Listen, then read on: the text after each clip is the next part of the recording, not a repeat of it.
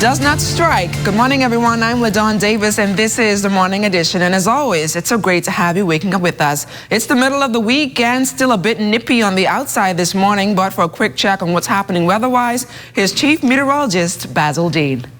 This weather report is sponsored by Bank of the Bahamas, the bank of solutions. Good morning, LaDawn. The high pressure has collapsed. The winds are down and a cold front is on the way. But outside of our studios just now, we are under partly cloudy skies. The temperature at 72 degrees, relative humidity 93%, southeast winds at 6 miles per hour. The barometric pressure 1,018.6 millibars is 30.09 inches, and it is steady.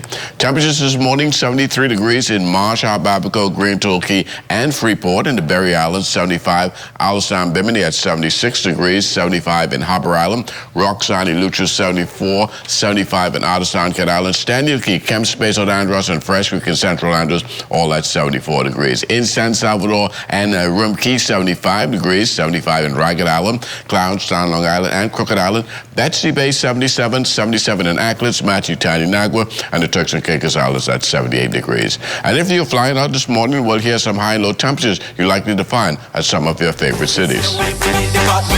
Watching, we don't care. Talking, we don't care. Creeping, we don't care. Sticking, lead them there. Thinking, we right here. Rushing, we right here. Reflecting, we right here. Drinking, I come to party. I done nice up on my head, light.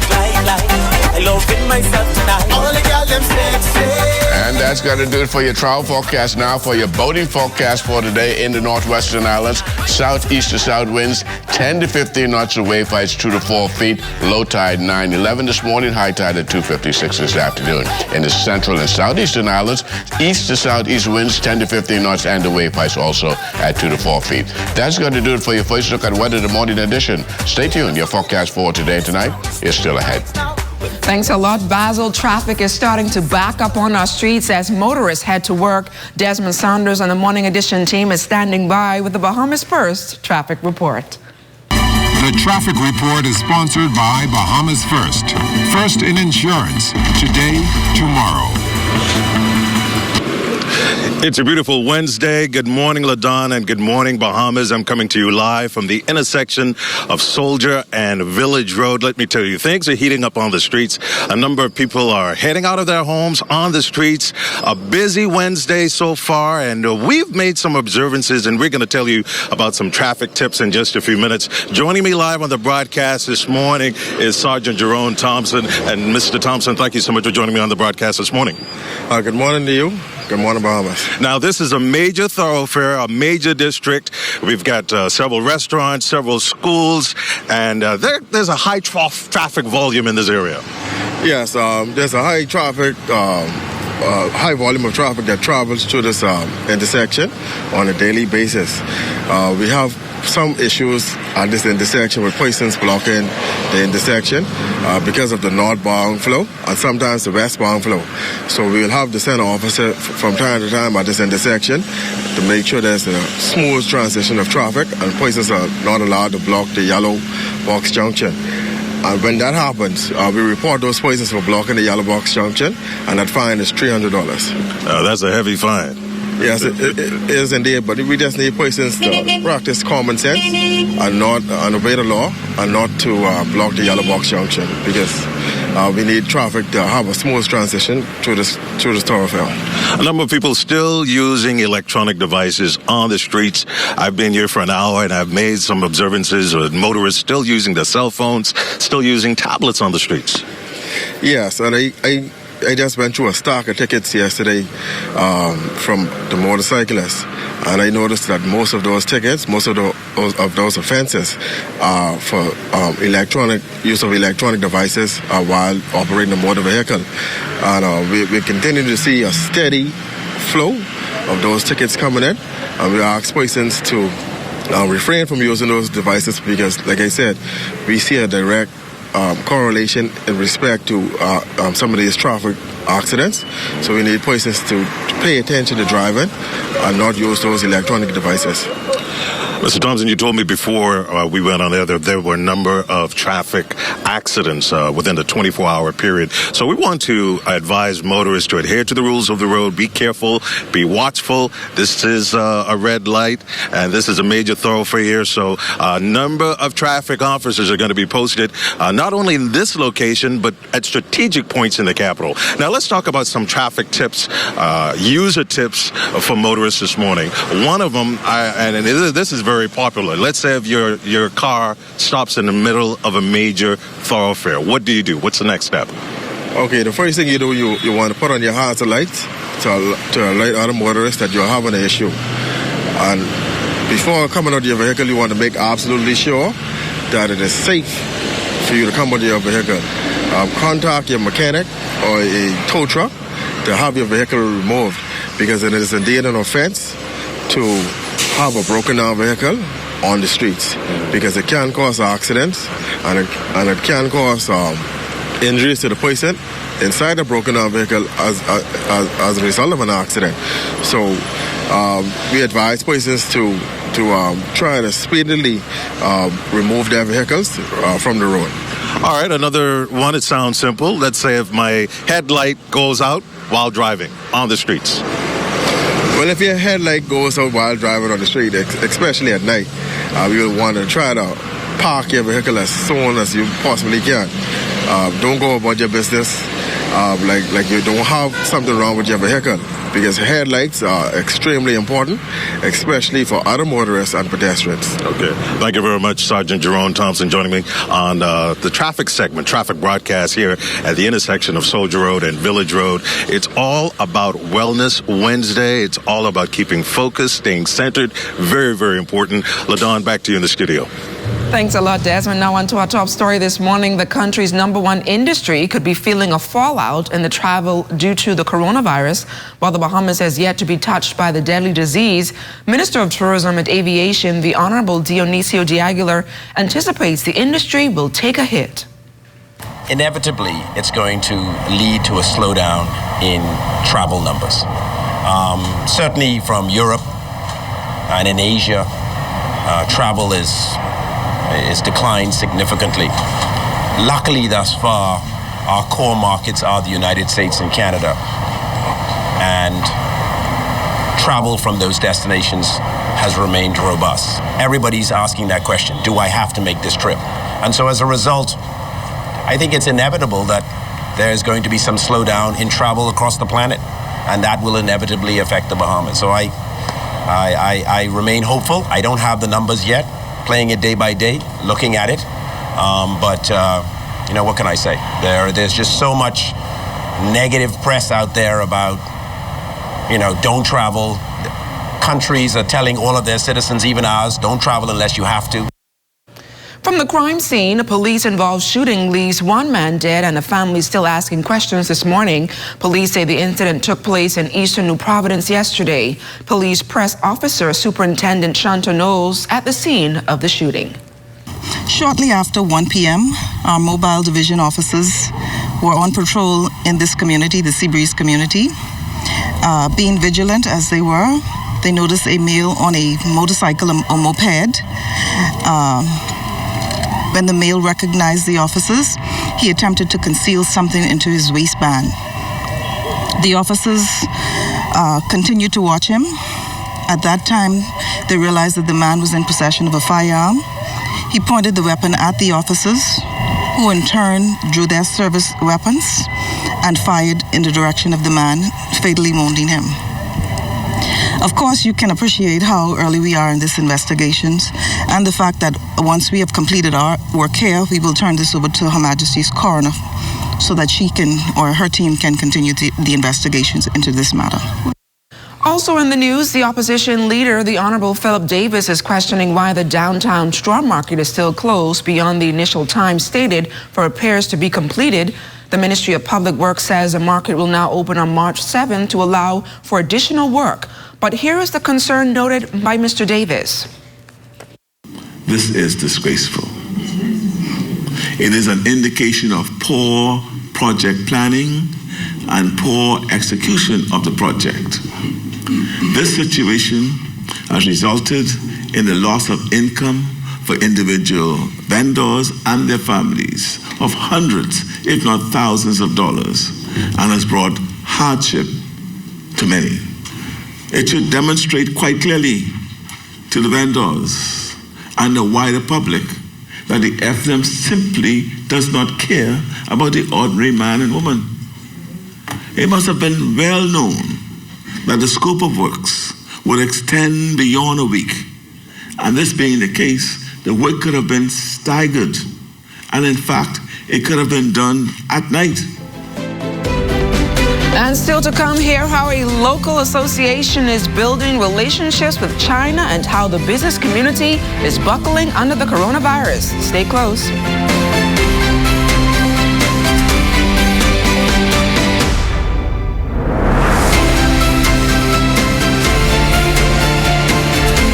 The Ministry of Health wishes to advise members of the public that prevention is key during this flu season.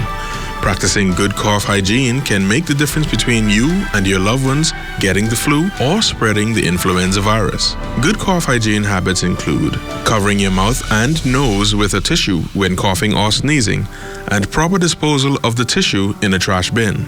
Coughing or sneezing into your upper sleeve near your inner elbow and not your hands when a tissue is not available. Avoiding the use of handkerchiefs and towels as they hold germs, becoming a nest for the virus. And frequently washing your hands with soap and water, which is listed as one of the most important steps you can take to avoid getting sick and passing the virus on to others. If you have any questions about how to practice good cough hygiene to avoid catching or spreading the flu, contact your nearest community clinic or the Health Education Division at the Ministry of Health. This message is brought to you by the Ministry of Health in partnership with the Public Hospitals Authority. Everybody, I on TV. Look, I on TV. Mom, guess what it is? That's me. Bartender, do you see me? I on television. I gotta tell my girlfriend I on television. Hello? Babe, turn your television to ZNS. Quick, I'm on television. I don't have a TV in there. We have Wi-Fi, though. We have Wi-Fi. That's fine. They upgrade now. You can watch it live from your phone. You just have to download the app. All right, hold on. Go to the App Store, type in ZNS, download the app, and you'll be able to watch ZNS straight from your phone. Hurry up and start over again. Get your news and more anytime, anywhere with the new ZNS app. Stay connected from around the globe with our live stream news updates, all in the palm of your hand. You can also listen to the ZNS Radio Network for your favorite music. Go into your Apple or Google Play Store and download the ZNS app today. Present check? Miss I's a star now. I still gotta pay?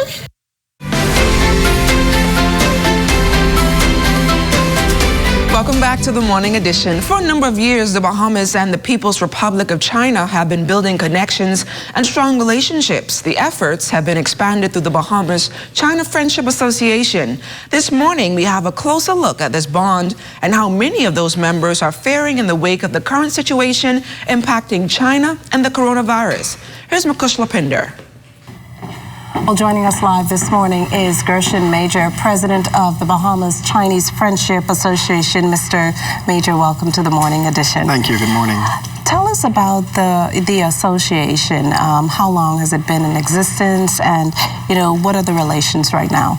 The association was established with the sole purpose of expanding the relations between the People's Republic of China and the Commonwealth of the Bahamas in three specific areas. The first is cultural exchange, getting to know each other's culture. The second was regarding trade and commerce. How do we improve the opportunity for enhanced trade and commerce between our two nations? And as you know, and the third, people-to-people exchange. And understanding that we are part of the international community and we should increase our relationships post establishing diplomatic relations with China in 1997, May 23rd. So it has been a phenomenal deepening and strengthening of that relationship. We've been attracting a number of new members, particularly millennials, persons who either have studied in China, who are back home, persons who have just finished university, either at the undergrad or graduate level, and a number of business persons have been have become new members. And the reason for that is we are seeing an increasing opportunity for trade between the Bahamas and the People's Republic. As you know, the level of investment that the Chinese investors have in the Bahamas through Bahamar, the Point, which is now Margaritaville, soon to open, the Hilton Hotel, the harbor in Abaco, etc. So we're finding a number of business persons like Janice, who does business in China directly, Eagles Electric, Mr. Marvin Stewart, who does business in China directly. All of these are members of the association. In the wake of the corona outbreak, with China being the epicenter of the pandemic, how's the association dealing with that? What are its members saying? What is its members saying? Well, first of all, what we've been communicating is the contextualizing the conversation relative to the facts. So what are the facts? What do we know? The Bahamas has no confirmed or suspected cases in the Commonwealth of the Bahamas. Now, why is that important? That is important because the FAIR index regarding this COVID-19 is heightened as a result of, one, what persons are either hearing but not necessarily understanding relative to the facts.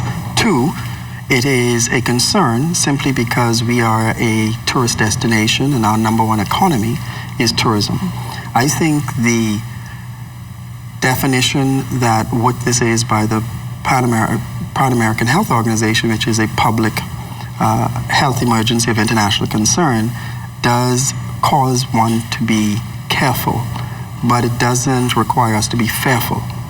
I think it will be impacting us more economically than it would be on a health concern because of the nature of our economy. I am very encouraged by what I see coming out of the Chinese embassy and the People's Republic in terms of how they're dealing with this situation. The world itself, in terms of the Caribbean, has a cohort of countries who are working in concert to combat and mitigate the impact, and that is the CARICOM community.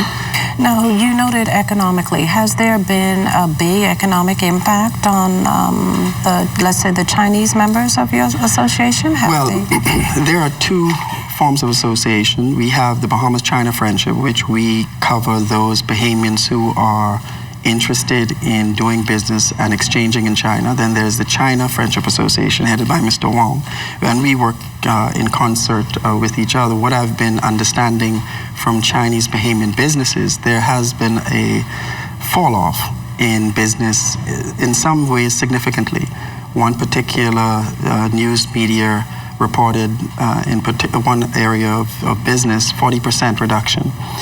I have a concern with this because these are Bahamians of Chinese origin. They employ Bahamians. So when there's a significant reduction in business, it has an economic impact on the operations of that business, and persons having to now make a decision as to whether or not they could sustain certain level of expenses. And when they are unable to, the first line of expense is salaries and staff cuts.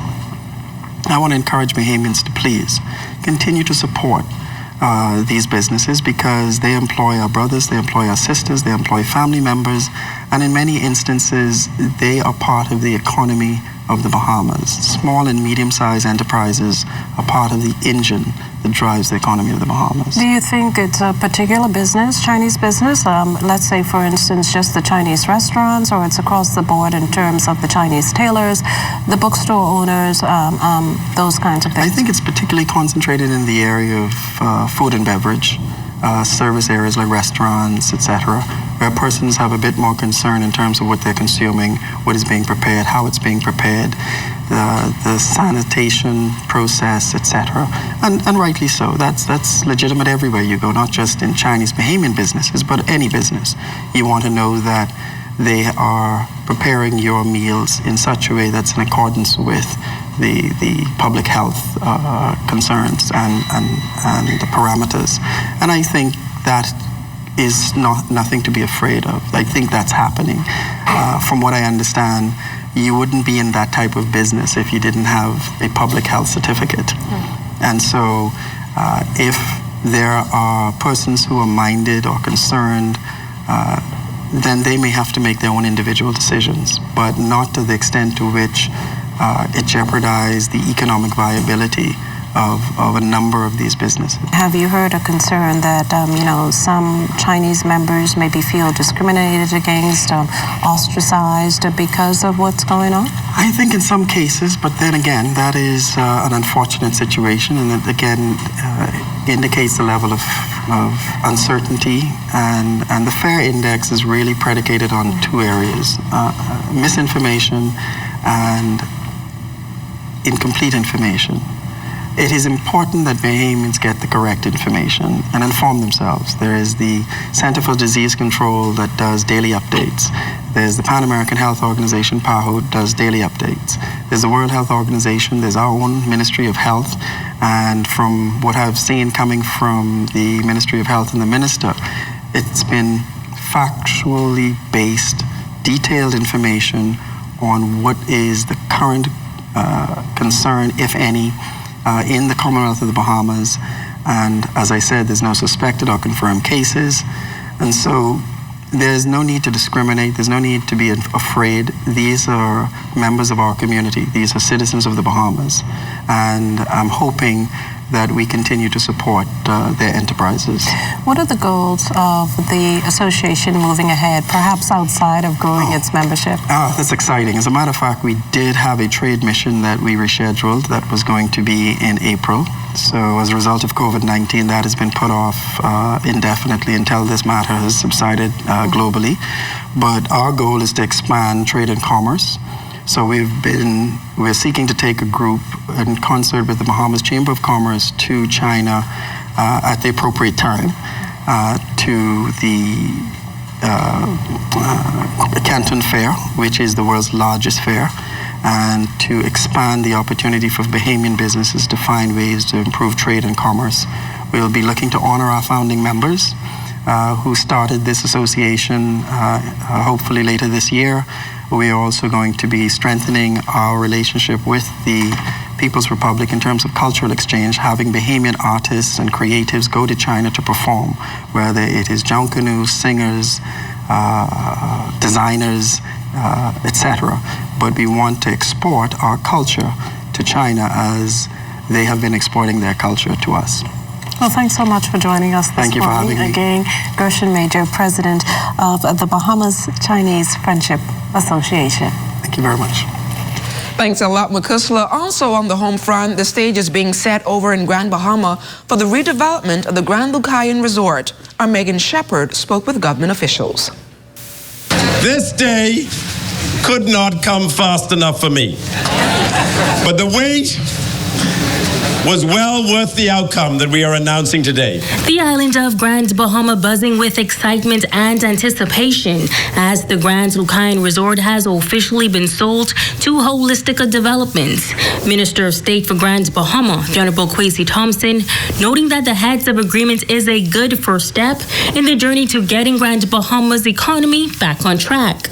This was never about buying and selling a hotel, but creating a new and unique tourism product that would bring thousands of jobs, a new water park, guaranteed airlift, millions of cruise passengers from a variety of cruise lines, and hundreds of business ownership opportunities for Bahamians. Minister of Tourism, the Honorable Dionisio Diaguilar, reflecting on the heavy criticisms the government received for purchasing the Grand Lucayan property.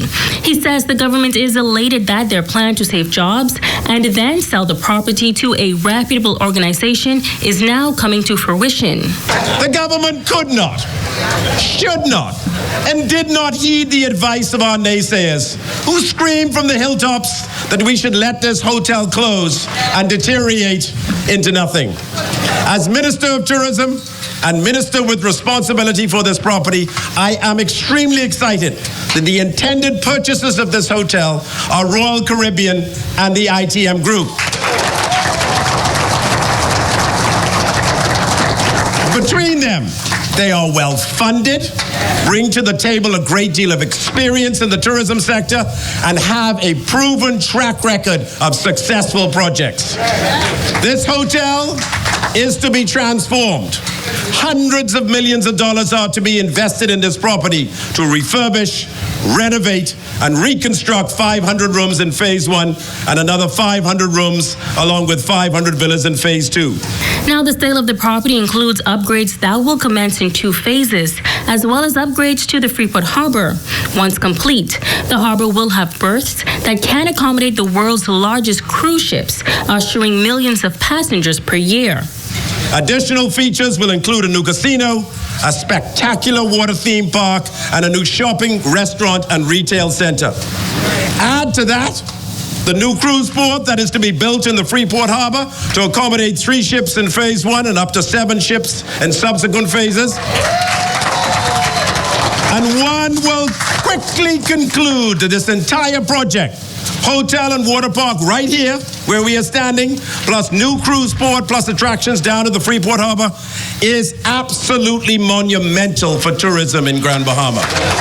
The tourism minister says that there is a great need for a catalyst to bring Grand Bahama's tourism product back to its glory days. He says he is confident that this project, along with others in the works, will bring about hundreds of entrepreneurial and employment opportunities.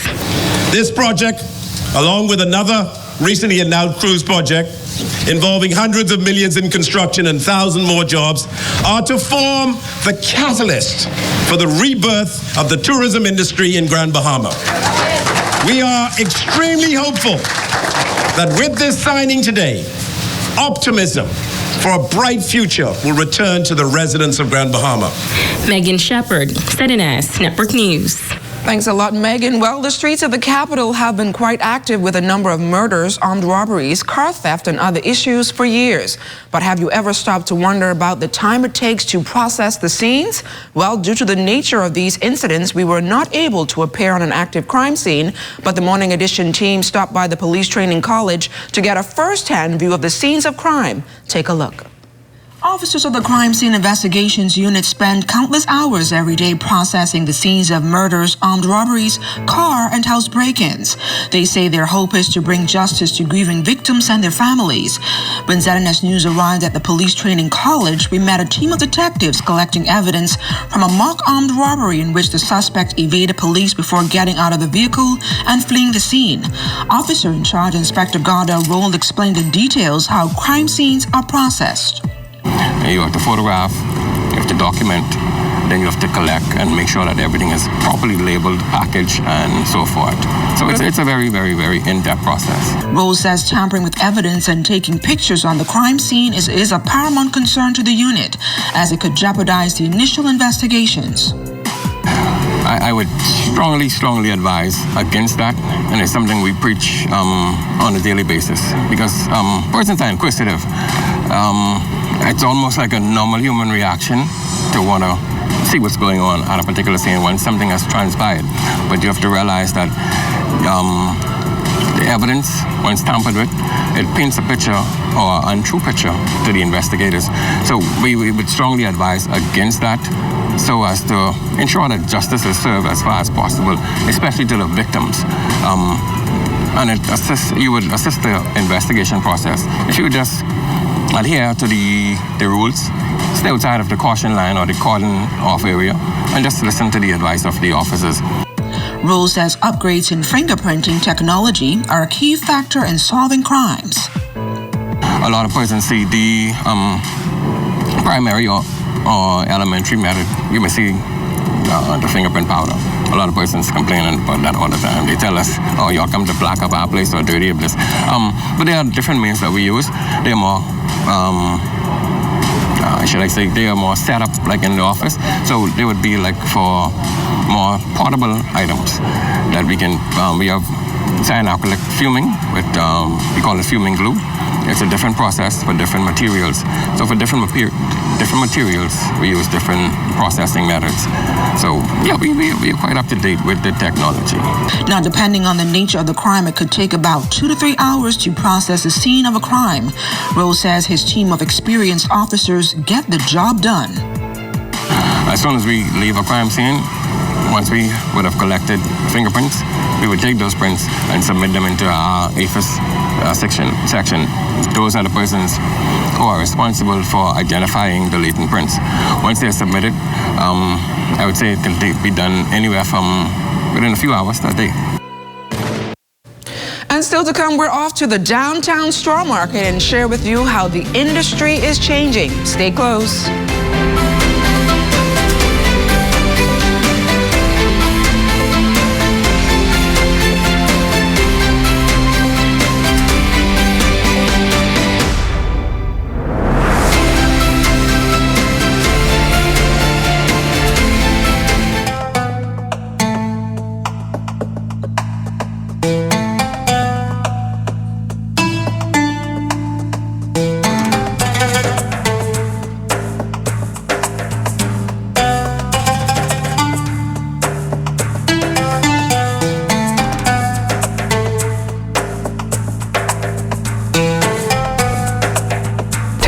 Gallery, number 3 Safri Square, Bay Street, Nassau, Bahamas. Hepatitis is the inflammation of the liver, which is the organ responsible for filtering toxins from the body, producing bile for digestion, and producing proteins and clotting factors. The most important cause of hepatitis worldwide is viruses, of which there are 5 main types: A, B, C, D, and E. Hepatitis B and C are major health challenges globally, affecting over 300 million persons worldwide. The suspicion of hepatitis may be a challenge as there are typically no symptoms.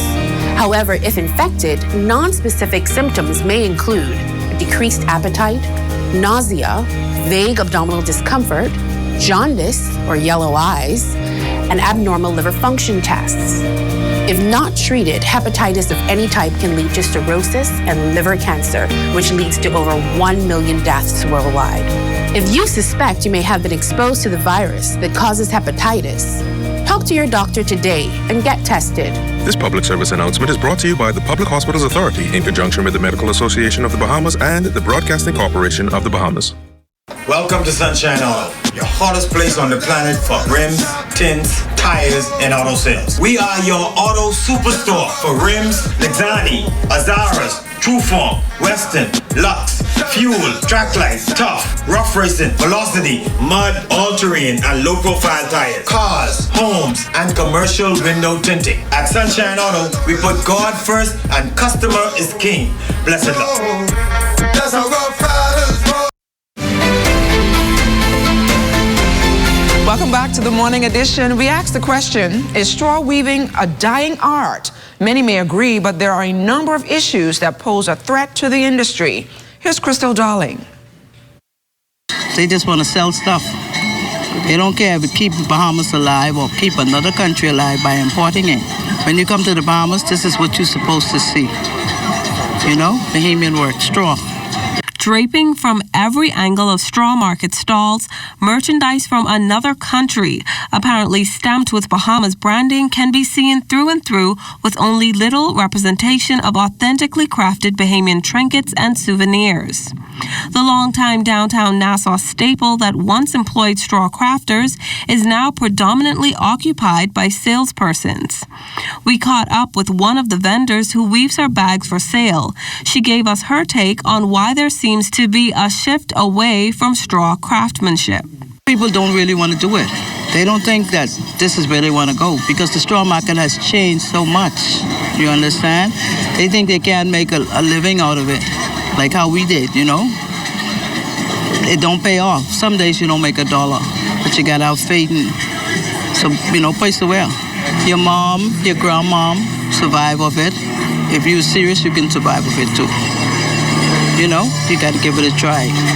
But it have to be in you. Don't come out here for the money. You got to really stick your fingers a couple times, you know?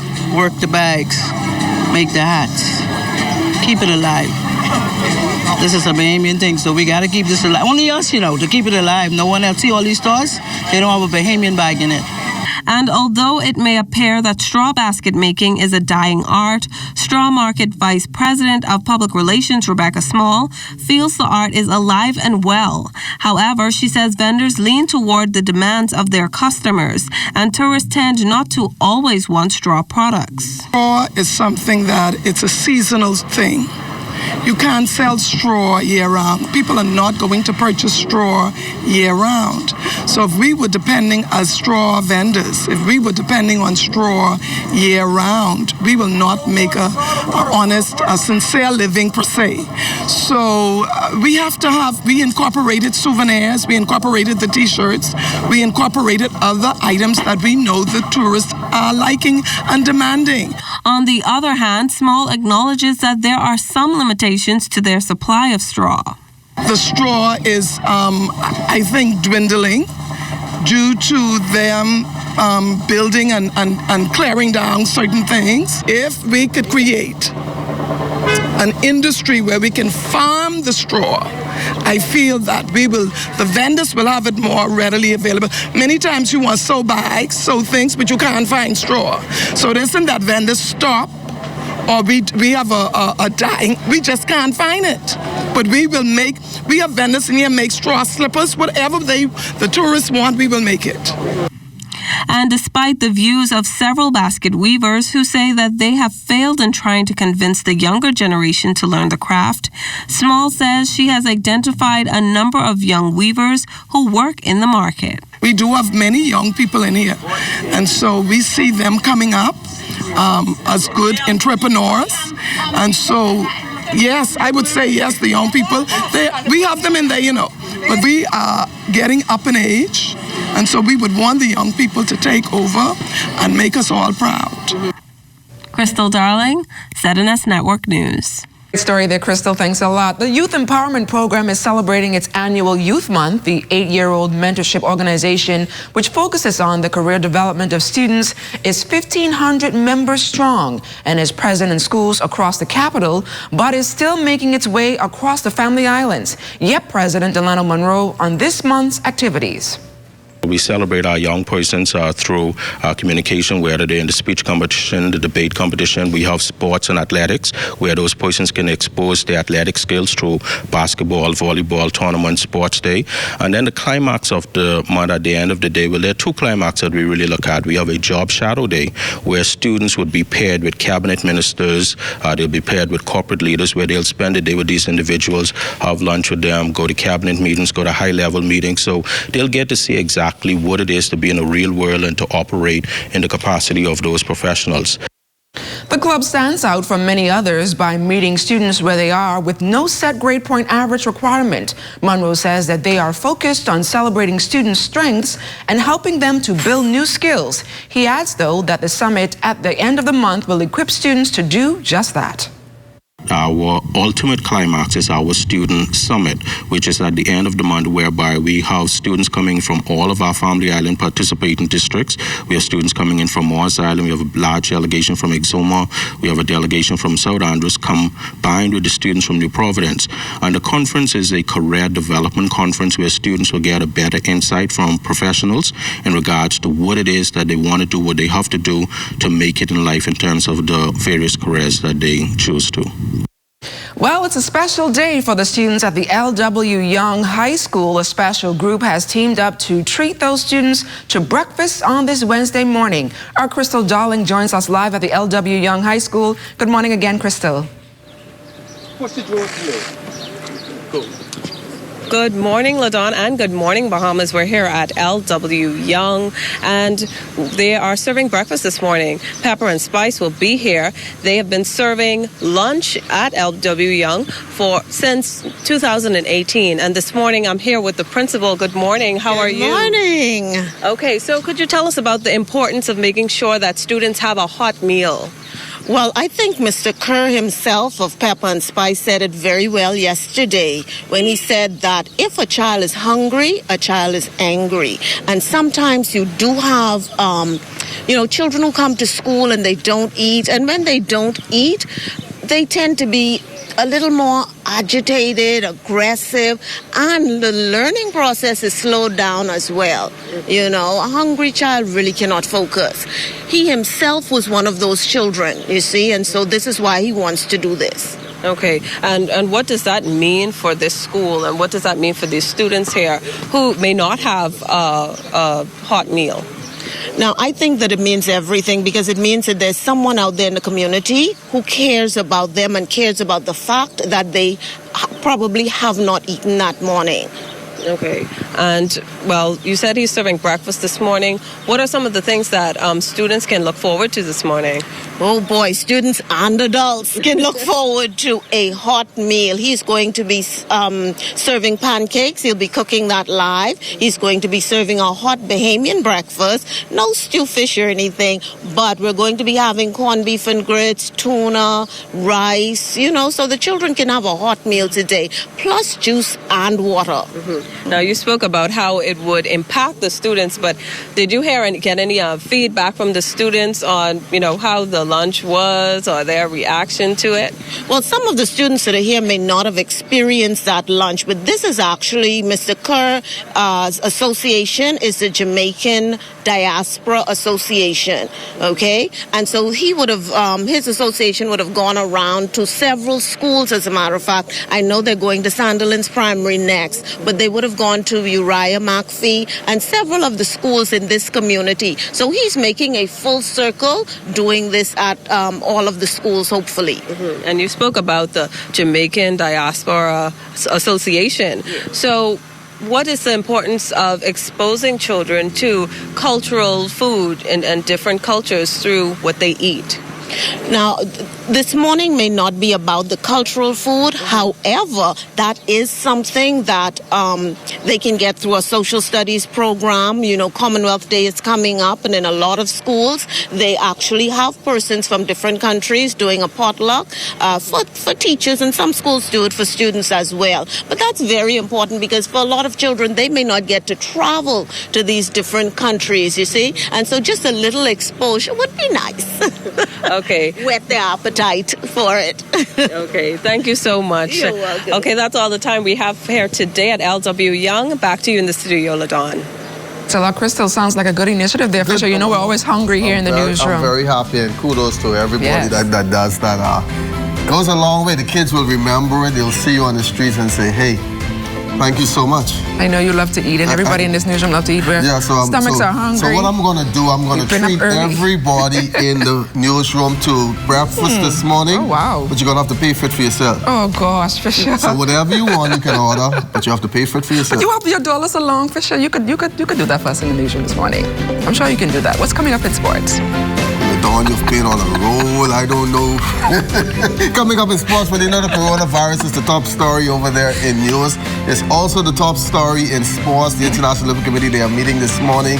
We have some insight on that. Also, we have a fighter that's traveling to that part of the world. We asked him, what was he thinking? But he says he's going to go over there to Japan and put on the colors of the Bahamas. So we have that coming up in the news as well. All right. Love your colors this All morning. of that and more ahead in sports. Thank you, Fisher.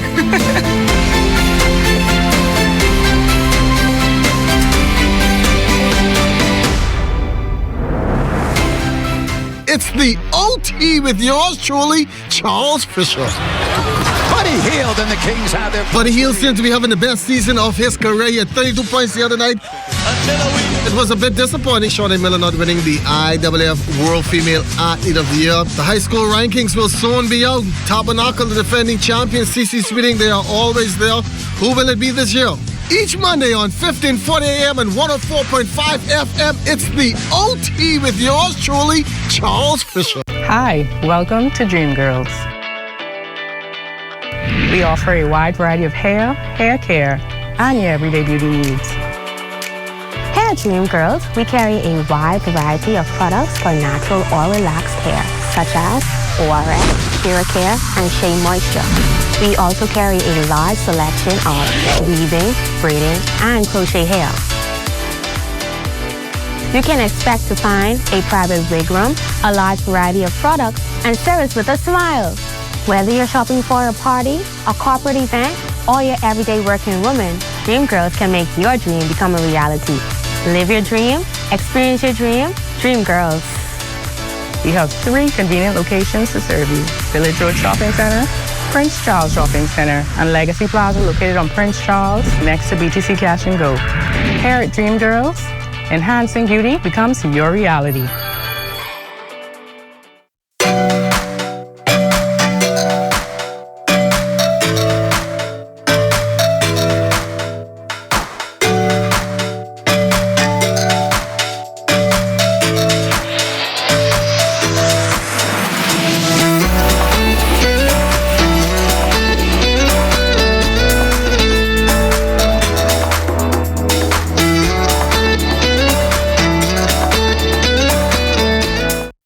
Our marine resources were once considered inexhaustible. Conch and reef fish like grouper were abundant everywhere, and it seemed as if the lobster catch would rise forever. But today, there is a downward trend that affects everyone. Researchers say we can reverse the trend by protecting more marine habitats. And the good news is that most Bahamians strongly support efforts to halt further decline. Tripling the size of our network of marine parks will mean more fish and conch for everyone now and for the future, as well as more recreational and ecotourism opportunities. Today, only 10% of our waters are protected. Surveys show that most Bahamians consider protection of our marine environment to be a top national priority. More protection means more benefits for everyone, now and in the future. It's a win-win-win strategy for the economy, for Bahamians, and for nature. Protect our sea, protect our way of life, protect the Bahamas. See the future. Visit Bahamas Protected on Facebook to learn more about marine protected areas.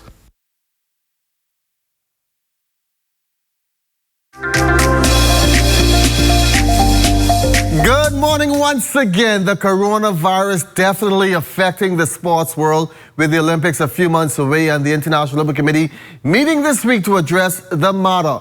Well, meantime, on the home front, the Bahamas Olympic Committee too is closely monitoring the situation and have the backing of the Bahamas government, as safety of our athletes is of utmost importance. The Bahamas Olympic Committee are the main organizers of that event on our behalf. We're keeping in close contact with them. I understand that they are waiting word from the International Organizing Committee as to what the status will be. But we know, as it relates to the coronavirus, that there are developments every day. And so for the safety of individuals, they are monitoring this, and they indicated, the BOC that is, they will advise us as to any changes in relation to the Olympics. Now, the Minister of Sports, the Honorable Anisha Roll, also addressing the usage of the Kendall G.L. Isaacs Gymnasium, which has not been operational for sporting events since the passage of Hurricane Dorian, and the facility having to be used as a shelter. The government has made provisions via its supplementary budget to begin the restoration efforts at the NSA. And the National Sports Authority facilities. And so we have begun. We have started to begin our sterilizing process of the entire gymnasium. Certainly, in addition to that, there are some repairs that are needed. There is an inspection scheduled, I think, by the end of the week. I will be there inspecting along with the chairman of the NSA and along with other authorities. We will be there so that we see exactly firsthand what is going on, what is the state of the facilities, and what we need to do to move it forward. They have presented some of their information, but we just want to see it for ourselves, what state it is in, and how quickly from there we will know how quickly we're able to have everything up and operational again.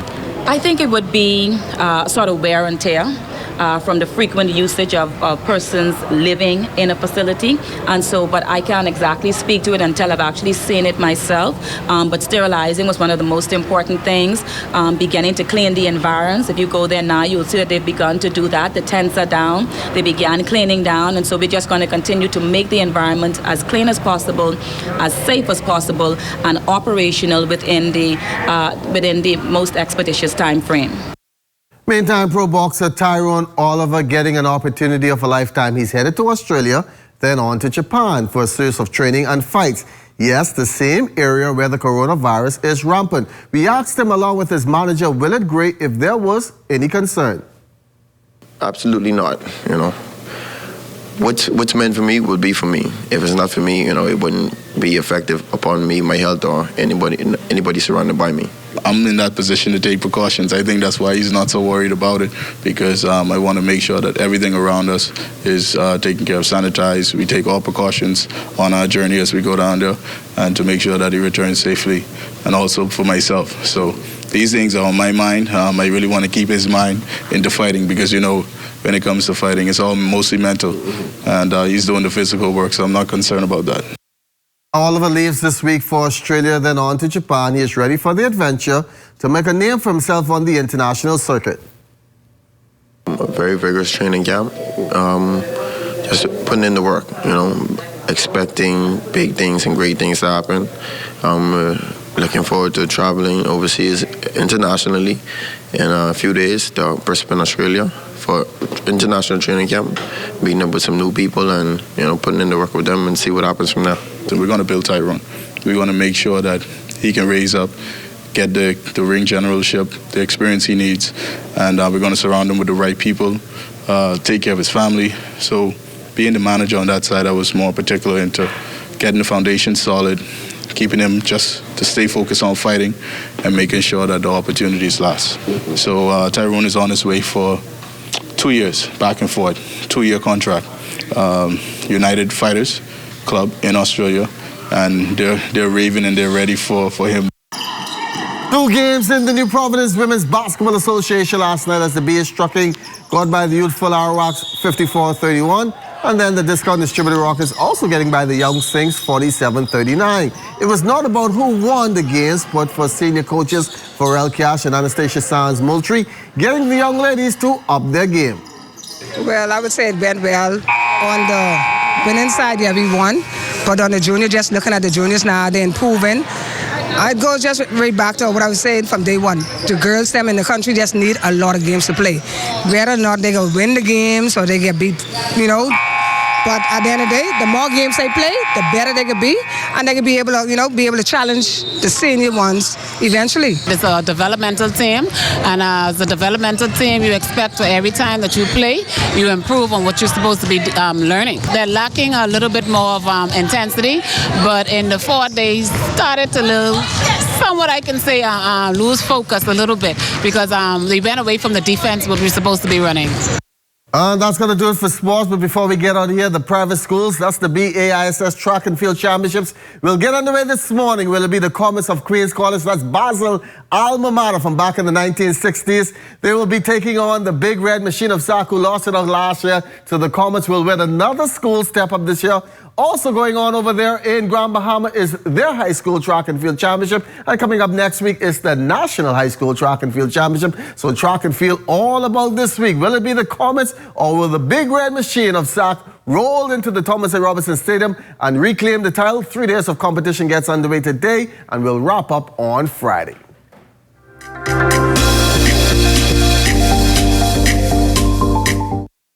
What I love most about working for the Bahamas tonight is that we don't only focus on New Providence. We cover the entire Bahamas. We have a team here in the Northern Bahamas that is ready to bring you the stories, the people, and the news that matter to you. From point A to Z, from covering hurricanes to elections and everything in between.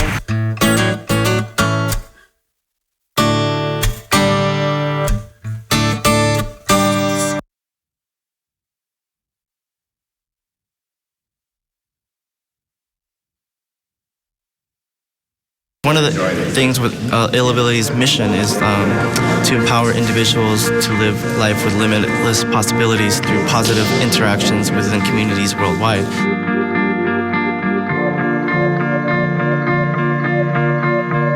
There are many people around the world, able-bodied and differently able, who have doubts, who lack confidence, who aren't sure what they want to do with their lives, or don't think that they can do what they would like to do, what they dream of doing. And we try to show them that if you have a dream and you stop making excuses for yourself as to why you cannot or should not pursue your dream or your passion, there are no limits to what you can achieve. Like when someone sees my dance, I want them to see that message that no matter what obstacles they're faced with, they can always find a way to do it their own way.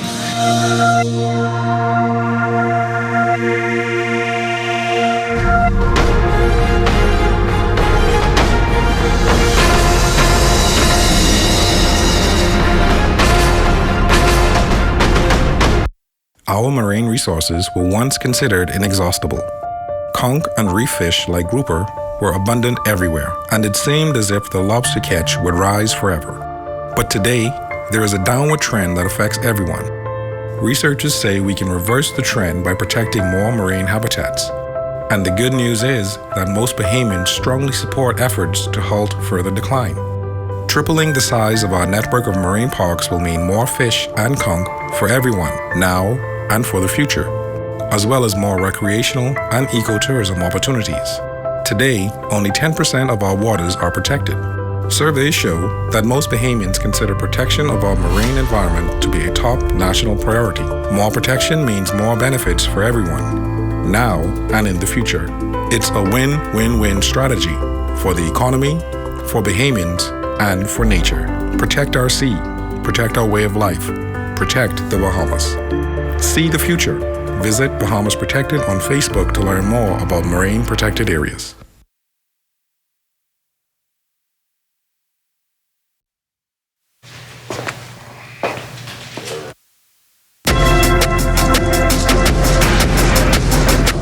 In our final look at weather, we're going to get you started with a look at our satellite picture, and that high pressure remain in place, but it is collapsing, and that means the winds will also be reducing today.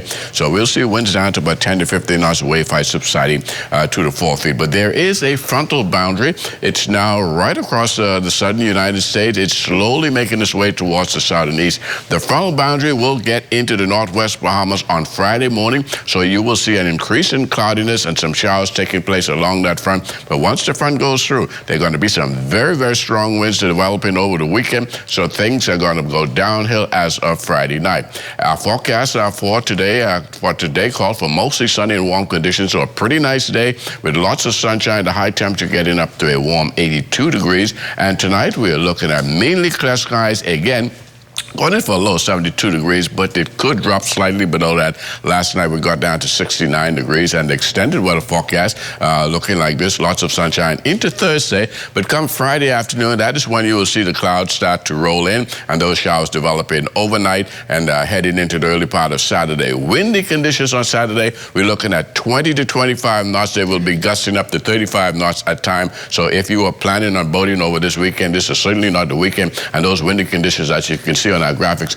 take us right into Monday. They will start subsiding on Tuesday, but then more showers work its way back into our forecast on Tuesday as a surface trough moves into the area. LaDawn?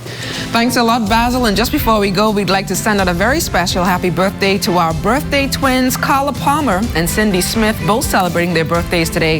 Happy birthday, young ladies. And that does it for us this morning. For the entire Morning Edition team, I'm LaDawn Davis. Make it a great day, everyone.